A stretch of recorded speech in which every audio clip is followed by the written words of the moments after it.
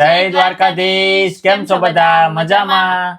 અમારા વિડીયો જોતા એ બધા મજામાં જ હોય. તો આજે ફાઇનલી છે ને કેસર કેરીનો રસ બનાવ્યો છે. તમને જોવામાં પીળો લાગતો હશે, એનું કારણ છે તમને જવાબ આપી જ દઉં. આ કોમેન્ટ આવવાની છે મને ખબર જ છે પાકી. કેમ કે જો જે રસના ડબ્બા પેક આવે ને એમાં ખાંડ નાખેલી હોય, એટલે આપણે છે ને ડાયરેક્ટ પીવી ને તો ન મજા આવે, બહુ ગળ્યો લાગે. એટલે થોડુંક દૂધ મિક્સ કર્યું છે, 3.5 ફેટનું દૂધ મિક્સ કર્યું છે, એટલે વાંધો નહીં, એનાથી તબિયત ખરાબ નહીં થાય. બાકી રોટલી બનાવી છે, કોબીનું શાક છે. એટલે આવી જાવ બધા કેસર કેરીનો રસ. અને બીજી કોમેન્ટ એક એવી છે, અને કોમેન્ટ એ પછી પણ જોરદાર કર્યો કે નાનીને કઈ શું કે ડર છે, કોઈ ડરાવી છે કે કઈ ખુલીને બોલી નથી શકતી, એમ ધીમું કેમ બોલે છે, એમ કોઈનો ડર છે એમ.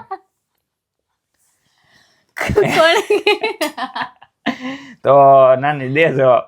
મને બીક તું લાગે ખોલીને છે. બોલતી નથી, એટલે મારે વિડીયો મોસું બોલવાનું કરવું છે. તમે મને હાસુ એવું ઈ બધી વાત હાસી છે. ઓહ. તમે મને એમ જ તે કીધું છે કે તારે છે ને ધીરે જ બોલવાનું.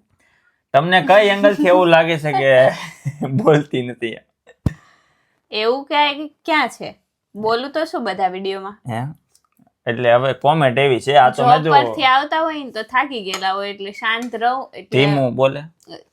બોલું જ નહીં. શેતાન એવું જ કે તારથી બોલાય બોલજે, બાકી હું બોલી નાખીશ. ખબર છે મને તું થાકી અરે ભાઈ, ગઈ છો. 10 કલાક કામ કરીને આવ્યા હોય, ટ્રાવેલિંગ હોય, કલાક જવાનું કલાક આવવાનું, એટલે થાક લાગે, પછી બોલવાની ફેર ન રહી.